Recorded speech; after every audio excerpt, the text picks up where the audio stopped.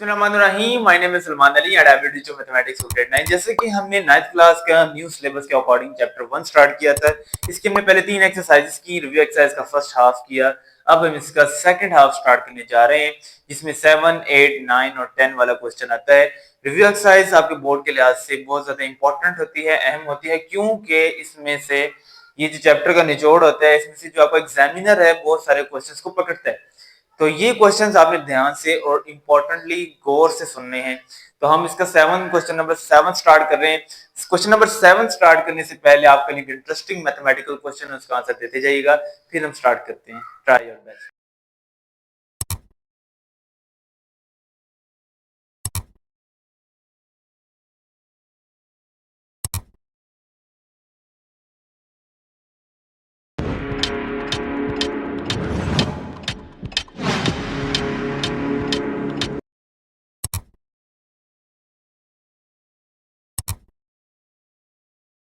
जी students, हमारे पास question number 7 है। क्वेश्चन नंबर 7 की स्टेटमेंट में कहा गया कि सिंपलीफाई करें, यानी कि हमारे पास कुछ पार्ट दिए होंगे, हमने से आसान बनाना है, सिंपलीफाई बनाना है। हमारे पास फर्स्ट पार्ट है 5 रूट ऑफ x की पावर 15 y की पावर 35 डिवाइडेड बाय z की पावर 20। स्केयर रूट खत्म करना है। ये जो रूट है, ये 5 का बल्कि रूट है, स्केयर रूट नहीं कह सकते इसे। ये जो 5 का रूट है, इसको हम खत्म करेंगे 1/5 की शक्ल में लिखेंगे। अगर यहाँ 3 होता, अगर हम ये रूट को खत्म करना चाह रहे होते तो हम पावर 1/3 बनाते।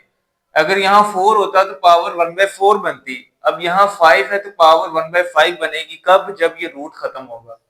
x की पावर 15, y की पावर 35 ओवर z की पावर 20 वैसे का वैसे ही आ गया। ये जो 5 रूट है, इसको खत्म करेंगे तो पावर 1/5 आ जाएगी। अब ये x की पावर क्या है 15, y की पावर क्या है 35, z की पावर क्या है 20, और ये जो होल की पावर 5 है। पावर्स पावर के साथ हमेशा मल्टीप्लाई होती है। इस पावर को इसके साथ भी मल्टीप्लाई करेंगे, ये पावर को इसके साथ भी मल्टीप्लाई करेंगे, इस पावर को इसके साथ भी मल्टीप्लाई करेंगे। 1/5 को 15 से मल्टीप्लाई भी करेंगे, 1/5 को 35 से भी मल्टीप्लाई करेंगे, 1/5 को 20 से भी मल्टीप्लाई करेंगे। नेक्स्ट क्या होगा कि हमारी थोड़ी सी कटिंग वटिंग होगी। 5 3s आर हमारे पास 15 होते हैं, 5 7s आर 35। आपको टेबल आते हैं तो वेल एंड गुड, वरना कैलकुलेटर पे भी कर सकते हैं। 5 4s आर 20। ठीक है, तो x की पावर ये 3 बचा, 3 को 1 से किया 3, तो x की पावर हमारे पास 3, पीछे बचा हमारे पास 7 और ये 1, 7 को 1 से किया 7, तो y की पावर हमारे पास बनी 7। यहाँ 4 है और यहाँ 1 है, 4 को 1 से मल्टीप्लाई किया तो 4, z की पावर 4 आ गई। यही हमारा क्या है फाइनल आंसर। ये हमारे बहुत इंपॉर्टेंट शॉर्ट क्वेश्चंस हैं। अब नेक्स्ट पार्ट नंबर 2 है हमारे पास 27 की पावर 2x और रूट ऑफ 3। ठीक है, 27 को हम लिख सकते हैं 3 की पावर 3, क्योंकि 3 टाइम्स 3 को मल्टीप्लाई करेंगे, 3 मल्टीप्लाई बाय 3 मल्टीप्लाई बाय 3 तो 27 आएगा। 3 3s are 9 and 9 3s are 27। आप कैलकुलेटर पे लिखेंगे 3 की पावर 3 तो आपके पास 27 ही आ जाएगा। ऊपर 2x है, ठीक है, और ये रूट खत्म करेंगे। मैंने आपको कहा था यहाँ पावर 3 हो तो 1/3, पावर 4 हो तो यहाँ पावर 1/5 4 आ जाएगी। अगर 5 हो तो 1/5 कब आएगी? जब ये रूट खत्म करेंगे। 27 को 3 की पावर 3 की शक्ल में लिखा, ऊपर 2x ये था, और रूट क्यूब रूट को खत्म किया तो 1/3 आ गया। अब क्या होगा, ये जो पावर 3 है इस पावर 3 से कट गई तो 3 की पावर 2x सिंपल बचा। यही हमारा क्या है फाइनल आंसर। थर्ड पार्ट है 6 इंटू 3n, 3 की power n plus 2 divided by 3 की power n plus 1 minus 3n। अब देखें ये जो n है, ये 3 जो है ये वाला, ये 3, इस पे गौर करें। 3 इस n के साथ भी है, 3 इस 2 के साथ भी है, ये वाला 3 भी इस n के साथ भी है, 1 के साथ भी है। तो हमने क्या किया, इसको अलग अलग कर लिया। 6 हमारे पास वैसे का वैसे ही, 3 n के साथ भी है, 2 के साथ भी है, तो 3 को n के साथ अलहदा कर लिया, 3 को 2 के साथ भी अलहदा कर लिया। ठीक है, आगे 3 की पावर n प्लस 1 है, 3 की पावर n अलहदा कर ली, 3 की पावर 1 अलहदा कर ली, माइनस 3 की पावर n। अब ऊपर देखिए 3 की पावर n जो है यहाँ आई, हमने क्या किया, इसको कॉमन ले लिया। 3 की पावर n को 6 से मल्टीप्लाई करेंगे तो 3 की पावर n, ये 6 मल्टीप्लाई बाय 3 की पावर n आ जाएगा। 3 की पावर n को जो है 3 का स्केयर है ना, तो 3 का स्केयर यानी कि 3 को 2 टाइम्स मल्टीप्लाई करें, 3 मल्टीप्लाई बाय 3 तो हमारे पास 9 आता है। इसको 3 के स्केयर को हमने ओपन कर लिया। अब अगर हम 3 की पावर n को जो है 3 की पावर 2 से मल्टीप्लाई करते थे तो हमारे पास तो यही आना था। अब नेक्स्ट हमने यहाँ पे भी माइनस से पहले भी 3n है, माइनस के बाद भी 3n है, तो हमने ये भी कॉमन ले लिया। 3 की पावर n को 3 की पावर 1 से अगर हम मल्टीप्लाई करते हैं तो हमारे पास 3 की पावर n इंटू 1 आ जाएगा। ये डॉट्स का मतलब मल्टीप्लाई है, आप क्रॉसेस भी लगा सकते हैं मल्टीप्लाई के जो साइंस आप लगाते हैं। अब 3 की पावर n को -1 से मल्टीप्लाई करेंगे तो -3 की पावर n, ऊपर वाला 3 की पावर n, 3 की पावर n नीचे वाले से कट गया। 6 को 9 से मल्टीप्लाई किया 54, 3 की पावर 1 3 ही होती है -1, तो 3 -1 हमारे पास 2 आ गया। तो हमारे पास जो है 2 27 54 होता है, तो 27 हमारा फाइनल आंसर आ चुका है। अब हम इसके नेक्स्ट क्वेश्चन नंबर 8 की तरफ चलते हैं क्वेश्चन 8 की तरफ। जी स्टूडेंट्स, हमारे पास क्वेश्चन नंबर 8 है, रिव्यू एक्सरसाइज का, बहुत इंपॉर्टेंट है, लॉन्ग क्वेश्चन में भी आ सकता है। क्वेश्चन नंबर 8 में जो हमें कहा गया है वो कह रहा है कि आपके पास 3 इंटीजर्स हैं, वो आपने खुद फर्ज करने हैं, लेट करना, फर्ज करना।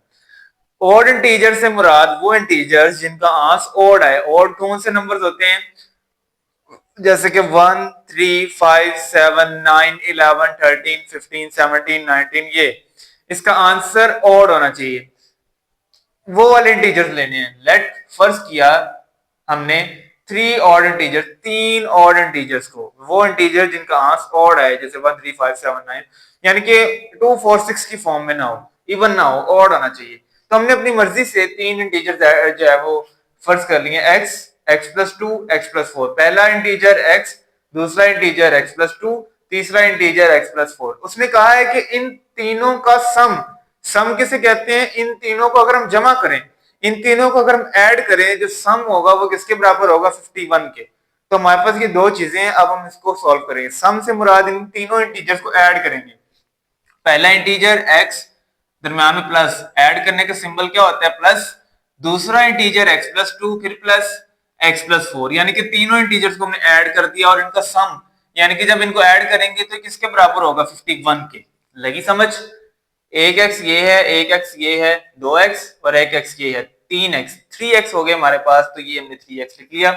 2 ये है, 4 ये है, 2 प्लस 4 6, और इक्वल में ये हमारे पास 51 आ गया। 3x यहीं पे रहा, 6 यहाँ प्लस का है, 51 के बाद जाके माइनस का हो गया, 3x यहीं पे रहा, 51 में से 6 गए तो 45। अब जो x के साथ वैल्यू होती है उसको दोनों तरफ डिवाइड कर देते होते हैं हम, तो 3 है x के साथ वैल्यू, तो 3 को 3x के नीचे भी डिवाइड करेंगे, 45 के नीचे भी डिवाइड करेंगे, 3 हमारे पास 3 से कट जाएगा, 3 15 हमारे पास 45 होता है, तो x की वैल्यू क्या आ गई, 15। अब ये जो इंटीजर हमने लेट किए थे, फर्ज किए थे, इनका आंसर भी हमने निकालना है। x की वैल्यू तो हमारे पास 15 आ गई, ये पहला इंटीजर हो गया, ठीक है, ये फर्स्ट इंटीजर का आंसर हो गया। दूसरा इंटीजर हमारे पास था x प्लस 2, तो x की वैल्यू 15 और ये प्लस 2, 15 प्लस 2 15 जमा 2 हमारे पास 17 होता है, तो ये हमारे पास सेकंड इंटीजर भी आ गया।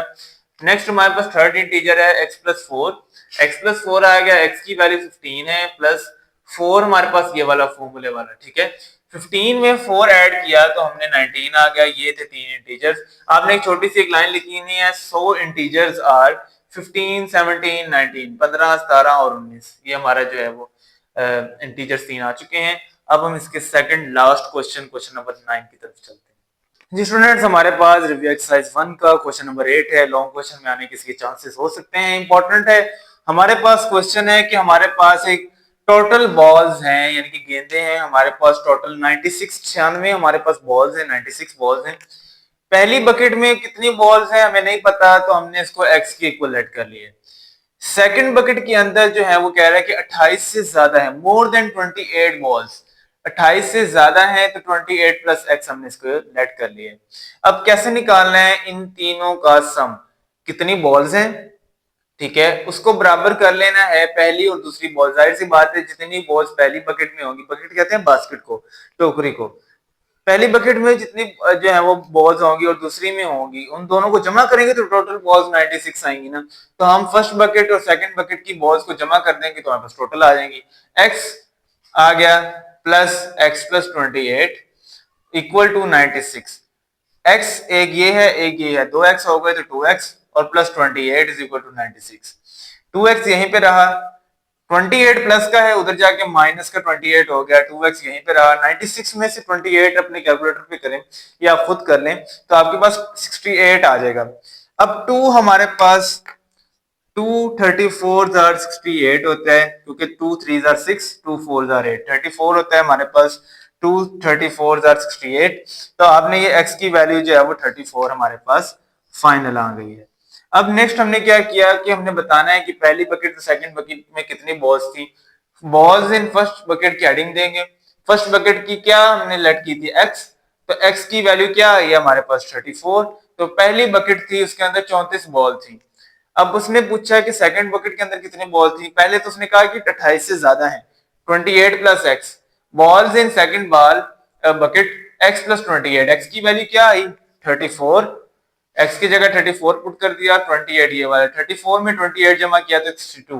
पहली बकेट में हमारे पास जो थी बॉल्स वो 34 थी, सेकंड बकेट में 62, तो टोटल बॉल्स 96 ही होगी हमारे पास।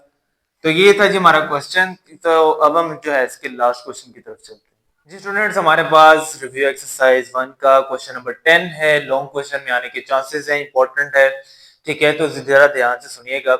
मैं आपको स्टेटमेंट जरा बुक से नहीं पढ़ा रहा, मैं आपको खुलासा इसका बयान करके बताता हूँ ताकि आपको अच्छी समझ आ जाए। एक लड़की है सलमा, उसने बैंक में 3,50,000 रुपए जो है वो जमा करवाए हैं। अब ये बीमा पॉलिसी एक होती है हमारे पाकिस्तान में, अदर कंट्रीज में भी होती होगी, कि आप कुछ अमाउंट जमा करवाते हैं बैंक्स में और कुछ अरसे बाद जब स्पेशली कुछ वालिदैन जिस तरह करते हैं कि वो बीमा पॉलिसी करते हैं ताकि जब वो मर जाएं, उनकी डेथ हो जाए, तो उनकी औलाद को जो उन्होंने बैंक में इन्वेस्टमेंट की थी, पैसे दिए थे, तो उसका जायद होके मिले, कुछ परसेंट ज्यादा पैसे मिलेंगे। फॉर एग्जाम्पल आपने 50% पैसे जमा करवाए तो आपको 70% होके पैसे मिले, ठीक है। तो ये अपनी तरफ से तो भलाई करके जाते हैं, लेकिन इस्लाम में ये खुली जंग है, ठीक है। सूद हराम है बिल्कुल भी, तो इससे बेहतर है कि वो कहीं इन्वेस्ट कर दें, वो ज्यादा अच्छा है। उसकी जो आमदनी होगी वो कल जब औलाद को जब बड़ी हो जाए तब उसे मिल जाए। तो बहरहाल ये आपने हदीसों वगैरह में सुना होगा कि जो सूद है वो डायरेक्ट अल्लाह ताला से और उसके रसूल से जंग है। हमारे पास लड़की है सलमा, उसने 3,50,000 रुपए जो है वो जमा करवाए बैंक में। अब उसको सूद निकालना है, यानी कि 2 साल बाद उसे कितने ज्यादा पैसे मिलेंगे और जो है इसे 5 साल बाद कितने ज्यादा पैसे मिलेंगे। टोटल फिर हमने बाद में निकालना है कि 7 साल बाद सलमा को कितने पैसे मिलेंगे, ठीक है। तो हमारे पास उसने जो पैसे जमा करवाए हैं 3,50,000 रुपए, उसको लेट कर लिया पी के प्रिंसिपल अमाउंट। पी का मतलब प्रिंसिपल अमाउंट, प्रिंसिपल अमाउंट जो उसने जमा करवाई है बैंक में। उसके बाद उसने बुक में आपको दिया हुआ रेट ऑफ फर्स्ट 2 इयर्स, 2 साल, जो पहले 2 साल होंगे, 7 साल के बाद उसे ज्यादा पैसे मिलने हैं, तो पहले 2 साल किस रेट पे उसे ज्यादा पैसे मिलेंगे। तो हमें वो परसेंटेज दी है 7 4 को 7 से किया मल्टीप्लाई 28, 28 प्लस 1 29 और डिवाइड में 4 है, 29/4% हमारे पास R1 है। टाइम हमारे पास 2 साल का दिया गया है। हमने 2 साल का इंटरेस्ट यानी सूद निकालना है। I1 से रिप्रेजेंट करेंगे इंटरेस्ट को। इसका फॉर्मूला होता है P इंटू R1T/100। पहले इंटरेस्ट का फॉर्मूला है P/R1T/100, दूसरे इंटरेस्ट का फॉर्मूला है P/R2T/100, ठीक है। तो पहला इंटरेस्ट यानी पहला सूद निकालना है जो 2 साल के बाद इसे पैसे इजाफे मिलेंगे, P/R1T/100। तो P की वैल्यू जो उसने जमा करवाई है बैंक्स में वो 3,50,000 रुपए है, तो हमने यहाँ पे लिख दी। R1 जो है हमारे पास वो 29/4 है। कैलकुलेटर पे आप डिवाइड करेंगे 29 डिवाइडेड बाय 4 तो आपके पास 7.25 आ जाएगा। और T यानी कि टाइम हमारे पास 2 साल का है और डिवाइड वाला 100। 3,50,000 रुपए को मल्टीप्लाई करें 7.25 से और उसको मल्टीप्लाई करें 2 से, तो आपके पास जो वैल्यू आएगी उसको 100 से डिवाइड कर देंगे तो आपके पास 50,750 रुपए बन जाएंगे। यानी कि इसने 3 जो है उसको इजाफा इतना होगा, ठीक है। उसके बाद हमारे पास जो है इंटरेस्ट ऑफ 5 इयर्स, मैं आपको समझाता हूँ। उसने 3,50,000 रुपए जमा करवाए ना बैंक में, 2 साल बाद उसके पैसों में इतना इजाफा होगा 50,750 का। 3,50,000 में आप ये खुद ही जमा कर लें 50,000 तो आपको पता लग जाएगा। ये हमारे पास गालबन 4,750 रुपए बन जाएंगे 2 साल बाद। देख लेंगे सूद है जिसका आपकी मेहनत ही ना लगी हो। इंटरेस्ट फॉर 5 इयर्स, 5 साल के बाद सूद कितना होगा, इसके अलावा अलावा 2 साल जो सूद उसे मिला है उसके अलावा अलावा उसका जो रेट है वो डिफरेंट है, 8% रेट है। टाइम हमारे पास 5 ईयर 5 ईयर्स का, T2 = 5। इंटरेस्ट सूद निकालना है I2 दूसरा, उसका फॉर्मूला है PR2T2/100। पी की वैल्यू यानी कि जिसने जमा करवाई थी वो थी 3,50,000 रुपए, वो हमने पुट कर दिया। R2 दूसरा रेट जो है हमारे पास, यानी कि जिस रेट से उससे ज्यादा पैसे मिलेंगे वो है 8%, तो हमने 8 लिख लिया। T2 से मुराद हमारे पास 5, टाइम कितना है 5 साल का, डिवाइडेड बाय 100। 3,50,000 को 8 से जरब देंगे और उसका जो आंस आएगा उसको 5 से जरब देंगे, डिवाइड कर देंगे 100 पे, तो आपका 1,40,000, यानी कि 5 साल बाद उसकी जो रकम होगी उसमें 1,40,000 का इजाफा होगा घर बैठे बैठे। तो ये जो इंटरेस्ट है, अब सलमा की जो अमाउंट होगी टोटल 7 साल बाद, यानी कि 5 साल दूसरा सूद पहले ईयर का 2 + 5, 7 ईयर्स के बाद उसकी अमाउंट कितनी हो जाएगी। पहले तो वो 3,50,000 उसने जिस बैंक में जमा करवाए, फिर जो 2 साल बाद उसे अजाफी रकम मिली 50,750 रुपए, फिर उसे अजाफी रकम 5 साल बाद मिली 1,40,000। तो इन तीनों को जब हम जमा करेंगे तो हमारे पास जो है 5,40,750 बन जाएगी, यानी कि उसने 3,50,000 रुपए जमा करवाए, 7 साल बाद उसे 5,40,750 रुपए मिले। ठीक है, ये इजाफी हो गए। गालबन जो है वो 15 से 16 लाख रुपए का जो है वो इजाफी इंक्रीमेंट हुआ। जो ये बेसिकली आप भी सोच रहे होंगे कि इतने इजाफी पैसे बैंक क्यों देता है, क्योंकि जो बैंक्स होते हैं वो कहीं ना कहीं इन्वेस्ट कर देते हैं और उससे जो प्रॉफिट होता है वो खुद भी रखते हैं और इन्हें भी देते हैं। ठीक है, तो क्योंकि इन्हीं के पैसे से लगाया हुआ हमें उन्हें आगे मिला है। देखा जाए तो ये जो है इस्लाम में हराम है, नहीं करना चाहिए। ठीक है, तो हमारा क्वेश्चन नंबर 10 था, हमारी रिव्यू एक्सरसाइज कंप्लीट हो चुकी है। मैंने इसका फर्स्ट हाफ पहले किया। अगर किसी पॉइंट की समझ ना आई तो दोबारा समझ लें, स्क्रीनशॉट ले लें क्वेश्चंस का। ठीक है, अगर स्क्रीनशॉट नहीं लेना तो साथ साथ नोट कर लें। उम्मीद है आपको चीज समझ आई होगी। जाते जाते एक मैथमेटिकल क्वेश्चन का आंसर देते जाइए।